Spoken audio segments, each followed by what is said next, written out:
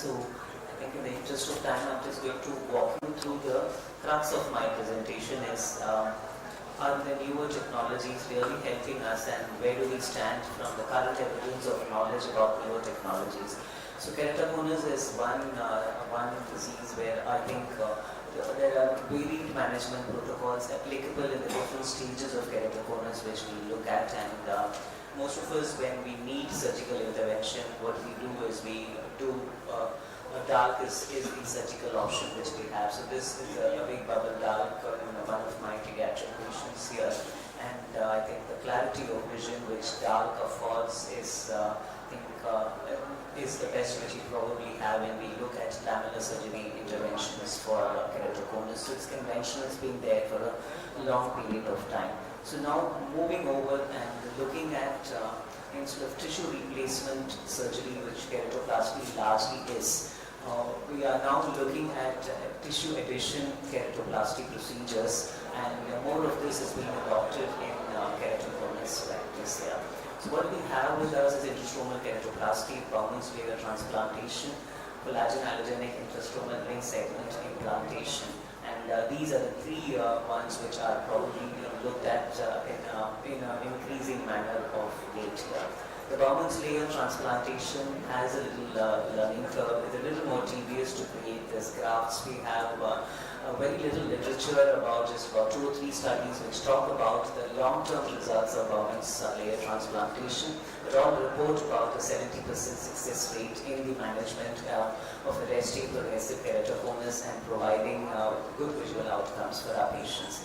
I think the literature is available for most of us to read here, so I'm not going to delve into these due to paucity of time here, but I'll just move on to what we have in our own practical experience. CARES is then again advocated by Susan Jacob and a group here, and they do claim wonderful results in steepening even advanced cases of keratoconus in the immediate post-ops and in subsequent follow-ups which we have. So we do have 2 large-scale studies here which do talk about their long-term outcomes here, but I think we need to learn more, and our understanding needs to evolve more before we do advocate it as standard of care for management of progressive keratoconus and advanced keratoconus here.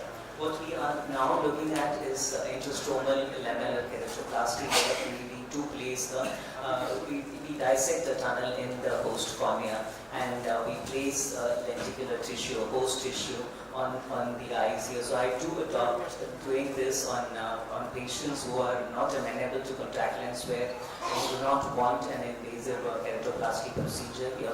So it creates a femtosecond intrastromal channel in these patients. Again, these being keratoconus eyes, it's not easy to create a channel in these, and once you have to make a few modifications in your technique here. So that's a femtosecond channel creation in a progressive keratoconus eye here. The donor tissue is fashioned with an automated microkeratome here, and is about 180 to 100 microns thickness fashioned, and about 8.5 to 8.9 millimeter lenticule is then taken.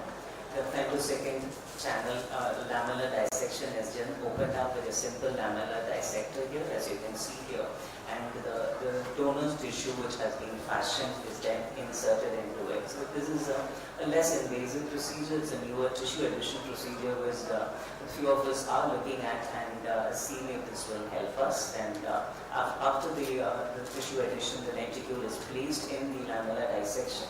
The epithelium is removed and the patient is subjected to the conventional collagen cross-linking protocol. So I do this as an alternative to those corneas which have become too thin, where you cannot use the routine protocols here. They have an allergic disease on them. You do not want to take them on for early on keratoplasty. So I do it as an intermediate to or alternative to collagen cross-linking, where you do not need to do contact lens aided or a lenticule aided. So I do combine it with collagen cross-linking. We call it as keratoplasty plus here, and what you are looking at is our early results. We have 1-year results of our 10 cases which we did as a pilot study to see where we stand and to see the refractive outcome and the visual outcome of these patients here. So most of our graphs, all our patients are doing well. They have induced a flattening here. So I will quickly run you through our results. Out of the 10 patients we did, 5 had an improvement in unaided visual acuity, 7 had improvement in best corrected visual acuity here. So their presentations do show that this does help in increasing the tectonic integrity of our patients, in providing flattening here, but there are about 3 cases where the unaided visual acuity did not fall, but there was no deterioration. And post-operative intraocular pressure monitoring would be a little difficulty because you thicken these corneas here. So when you look at structural integrity, this does afford an increase in the corneal thickness. It provides a flattening and a stability of progressive keratoconus. It does improve a few of the parameters of collagen cross-linking here. The visual acuity again had a statistically significant improvement both in unaided and the visual and the best corrected in all our patients here.